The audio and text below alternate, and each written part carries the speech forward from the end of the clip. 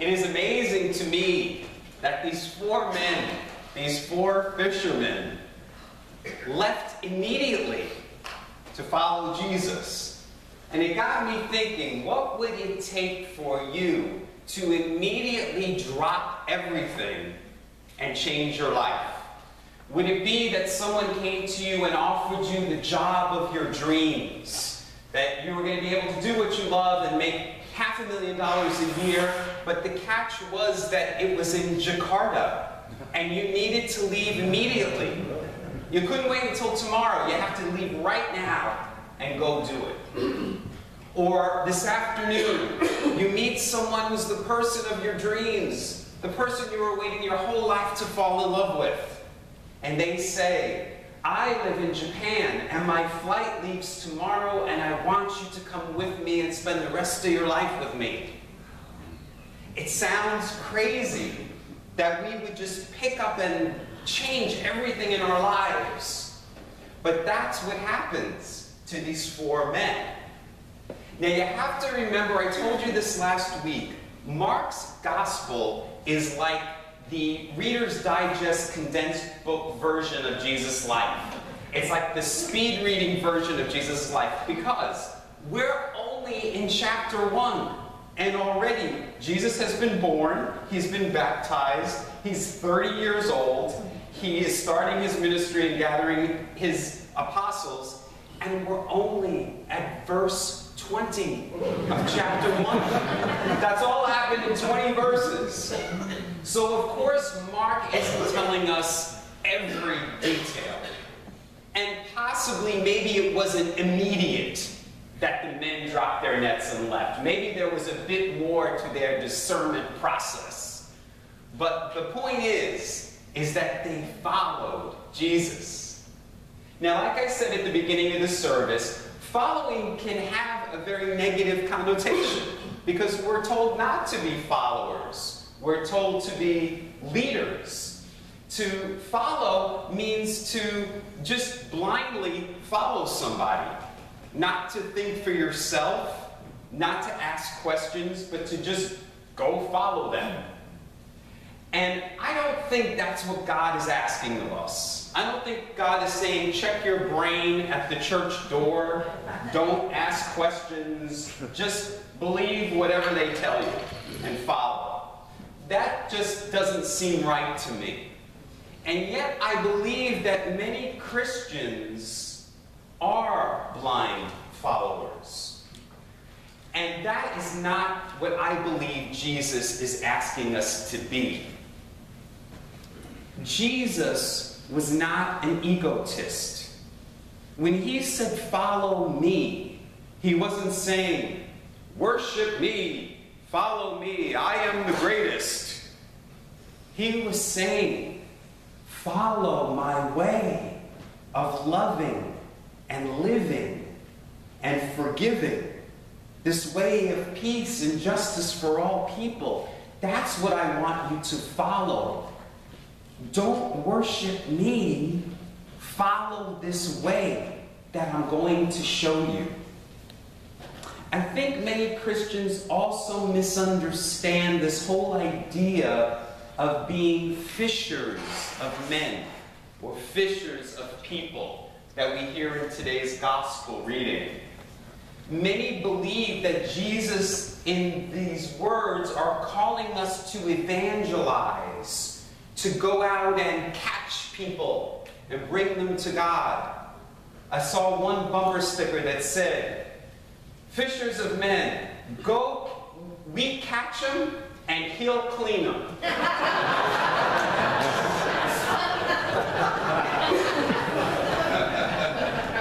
And it's this whole idea that what we're supposed to do is fish for people. But really think about that. What happens when you fish? You take bait to lure something to bait. You hook it so it's caught. And then you bring it out of its natural environment to a place where it can no longer breathe. Why would God ask us to do that with people?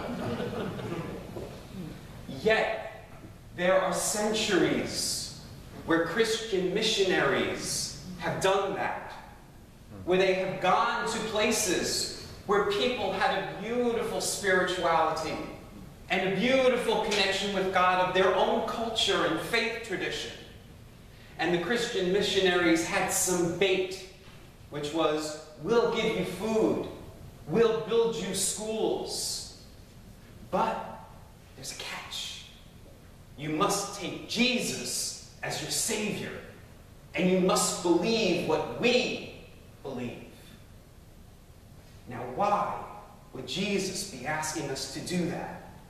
He was not an egotist. He didn't want us to worship him and bow down at his feet.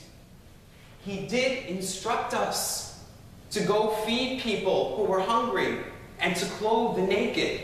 But he didn't say, but only to people who take me as their Savior. So what is this whole idea then of being fishers of men? What is Jesus actually saying in this gospel? Well, first of all, some people say that Jesus did want to establish a church, places of worship for him. And we have no indication in the Gospels that that's what Jesus wanted. Now, last week I spoke about the importance of names. And we know that in today's Gospel, one of the fishermen that Jesus calls, his name is Simon. But later on in the Gospels, Jesus would say, I'm going to give you a new name, Simon. You're called Peter, because Peter means rock. And in the Gospels it says, you will be the rock on which I will found my church. And so some people say, see, that's what Jesus wanted. He wanted us to found a church in his name. But the Greek word that is used is ecclesia. It does not translate into church. King James, when we hear the King James Bible, King James is the one who changed that word to mean church, physical structures, organized religion. But an ecclesia was simply an assembly of people who were called. And all in Jesus' day would have understood that that was the word ecclesia. It was just a gathering of like-minded people. It was not a religion. Jesus already had a religion. He was a devout Jew. If you want to take on Jesus' religion, then become Jewish. Jesus doesn't care whether you're Buddhist, Hindu, or that you have no organized faith tradition. All Jesus cares about is what he was saying in today's gospel, which is, I am calling upon you to be an active part in bringing about this new way of life for people, a way of living and loving and being. So this whole idea of being fishers of men is about awakening something. And I think it's awakening something in us first, before we can go about awakening it in other people. There's a wonderful quote by Lao Tzu, who wrote the Tao Te Ching. And Lao Tzu said, if you want to awaken all of humanity, then awaken all of yourself first. If you want to eliminate suffering in the world, well then eliminate all that's dark and negative in yourself first. Truly, the greatest gift that you can give the world is that of your own self-transformation. And I think that's what Jesus was about here when he was telling the men to leave their nets by the shore. To say, the way you were doing things, leave that behind and come see this new way of life.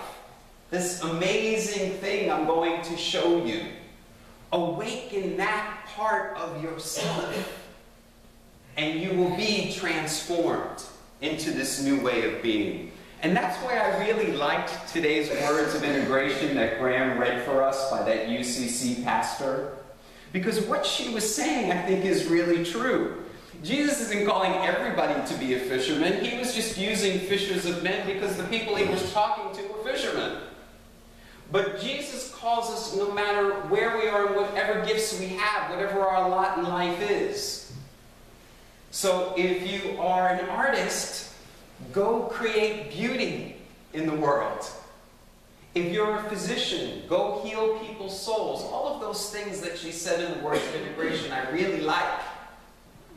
Now Jesus, it's so interesting to me that he, for his first few apostles, chose people who were not scholars. He didn't go into a temple to find the people who were going to follow him. He didn't find, people who were educated, people who were really great orators. He just picked regular, ordinary people. Just regular, working class people. And I love that because what Jesus is really demonstrating is that all of us are being called, no matter what our lot in life is, to use those gifts to bring about this kingdom of heaven, which he spoke about. I would like to finish my talk today with a different perspective on fishing. Many people love to fish. I'm sure there are people here in this room who love to go fishing. And what is it about fishing that you love so much? Well, Henry David Thoreau, who we know spent a lot of time in nature, said, "Many men go fishing all of their lives without knowing that it's not the fish that they're after." Many men go fishing their whole life without knowing that it's not the fish that they're after. Because what is it when you go fishing? You're normally out there by yourself, in the silence, in the quiet. You're so connected to nature, to creation, to everything all around you. You see the reverence in the sounds, in the light, in the trees, in the water. You feel God. And that's why we hear, "Be still and know that I am God."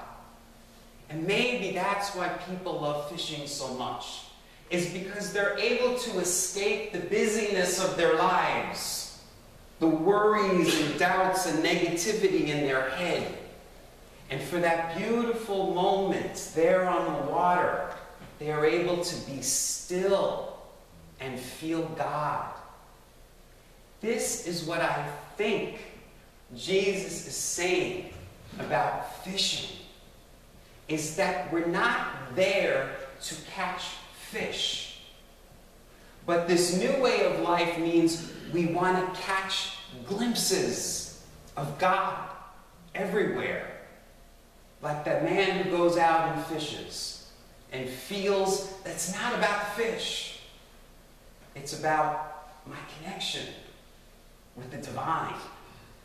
And that's what Jesus is demonstrating for us. We have the divine within us. We just forgot that it was there. And we find it in the stillness. We find it when we go deep within us. So this week, what I would like to invite you to do is to find time to go fishing. Now, I don't mean you have to physically go out there and go ice fishing or something. I'm saying go to a place this week where you can be still, away from the busyness of everyday life, and to just be quiet and to connect with that inner light, that Christ light that Jesus demonstrated for all of us.